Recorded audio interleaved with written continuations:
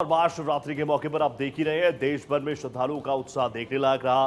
प्रयाग में भी बड़ी संख्या में श्रद्धालु पहुंचे और आज भी एक नया रिकॉर्ड बना। सुबह से ही प्रयाग के अलग अलग घाटों पर, संगमनोज पर, अरैल घाट पर बड़ी संख्या में श्रद्धालु पहुंचे, आस्था की डुबकी लगा रहे हैं। आस्था, संस्कृति और अध्यात्म के इस महासंगम में जिधर नजर दौड़ाइए उधर जन समुद्र ही दिख रहा है। या यूं कह लें, हर व्यक्ति स्वयं ज्ञान भक्ति कर्म का खुद एक संगम जैसा दिख रहा है और इसी संगम का भाव रखकर श्रद्धालु संगम में पावन डुबकी लगा रहे हैं। दुनिया के सबसे बड़े धार्मिक आयोजन प्रयागराज महाकुंभ 2025 का आज महाशिवरात्रि को छठा और अंतिम स्नान पर्व है। महाकुंभ प्रयागराज में अपार भीड़ है। 13 जनवरी से प्रारंभ हुआ महाकुंभ प्रयागराज आज पूर्णाहुति को प्राप्त करेगा। लगभग 66 करोड़ श्रद्धालु जन मां गंगा, मां यमुना और मां सरस्वती की इस त्रिवेणी में पावन डुबकी लगा करके राष्ट्रीय एकात्मता का एक नया संदेश पूरे देशवासियों को दे रहे हैं और वसुधैव कुटुंबकम के भाव के साथ हर एक श्रद्धालु जन को राष्ट्रीयता के प्रति समर्पण होने की एक नई प्रेरणा भी प्रदान कर रहे हैं। 45 दिन तक चले इस दिव्य और भव्य आयोजन में 65 करोड़ से अधिक श्रद्धालुओं ने संगम में पवित्र डुबकी लगा ली है। मतलब ये कि प्रयागराज महाकुंभ में उमड़े श्रद्धालुओं की संख्या कई देशों की कुल जनसंख्या से अधिक है। मात्र भारत और चीन ही ऐसे देश हैं जिनकी आबादी इस महाकुंभ में स्नान करने वालों से अधिक है।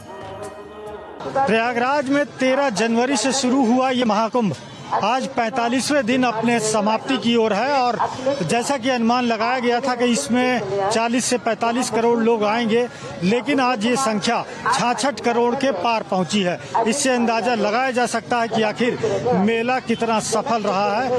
पूरी दुनिया में इसकी चर्चा हो रही है और आज जब ये समापन हो रहा है तो लोगों की भारी भीड़ अब भारी मन से अपने घरों के लौट रहे हैं।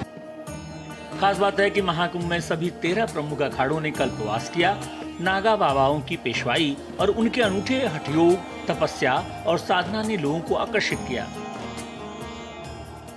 आइए जान लेते हैं कब कब हुए अमृत स्नान। 13 जनवरी से 26 फरवरी 2025 तक महाकुंभ में कुल 6 अमृत स्नान हुए। ये अमृत स्नान न केवल धार्मिक दृष्टि से बल्कि सांस्कृतिक और ऐतिहासिक रूप से भी महत्वपूर्ण माने जाते हैं। 13 जनवरी को पौष पूर्णिमा का पहला अमृत स्नान, 14 जनवरी मकर संक्रांति स्नान, 29 जनवरी मौनी अमावस्या स्नान, 3 फरवरी बसंत पंचमी स्नान, 12 फरवरी माघी पूर्णिमा स्नान, 26 फरवरी महाशिवरात्रि स्नान जो अंतिम अमृत स्नान पर्व है। ऐसी मान्यता है कि महाकुंभ के दौरान संगम में पावन स्नान अक्षय ऊर्जा से भर देता है। तन की थकान तो दूर होती ही है, मन की आधी व्याधियां भी दूर हो जाती हैं। पुनीत संकल्प, धवल भाव से श्रद्धालु इहलोक में रहते हुए पारलौकिक जगत में प्रवेश कर जाते हैं। महाशिवरात्रि का पावन पर्व पे स्नान करने आया और सनातन धर्म की तरह इस आस्था को देख के बहुत ही अद्भुत और दिव्य अनुभव रहा मेरा यहाँ पे। और ये मुझे लगता है योगी सरकार का एक ऐसा काम है जो सदियों और आने वाले कई पीढ़ियों तक याद रखा जाएगा। मैंने अभी महाकुंभ का दिव्य स्नान किया हुआ है, बहुत आनंद प्राप्त हुआ। यहाँ की व्यवस्थाएं बहुत ही अच्छी हैं, जिसके लिए अभी तक जैसे बोला जा रहा था कि बहुत भीड़ है, मत जाइए, लेकिन आज मैं स्वयं आया, मैंने देखा इतना अच्छा व्यवस्थाएं हैं सरकार की कि उसका बखान नहीं किया जा सकता है। मैंने जितनी एक्सपेक्ट करी थी भीड़ मेरे ख्याल से उससे बहुत ज़्यादा है, लेकिन इतना बढ़िया लग रहा है, इतना आनंद आ रहा है। मेरे पेरेंट्स से भी ज़्यादा उम्र के लोग और आराम से चलते हुए आ रहे हैं। ये गंगा मैया की और त्रिवेणी का और पूरा जो संगम के ऊपर जो कुंभ हुआ है, इस बारी इसका नज़ारा वाकई देखने लायक है। महाकुंभ की कथा समुद्र मंथन से जुड़ी है। मान्यता है कि जब देवताओं और असुरों के बीच समुद्र मंथन हुआ तब अमृत कलश से अमृत की कुछ बूंदें हरिद्वार, उज्जैन, प्रयागराज और नासिक में गिरी थी। इन्हीं 4 स्थानों पर महाकुंभ का आयोजन होता है। अब अगला कुंभ साल 2028 में उज्जैन में क्षिप्रा नदी के तट पर होगा, जिसे सिंहस्थ महापर्व कहा जाता है। यह मार्च से मई के महीने में आयोजित होगा। उज्जैन में 12 ज्योतिर्लिंगों में से एक महाकालेश्वर ज्योतिर्लिंग स्थित है। वहीं प्रयागराज में साल 2025 में आयोजित हुए इस महाकुंभ ने सनातन की एक अलग ही जगह दी है।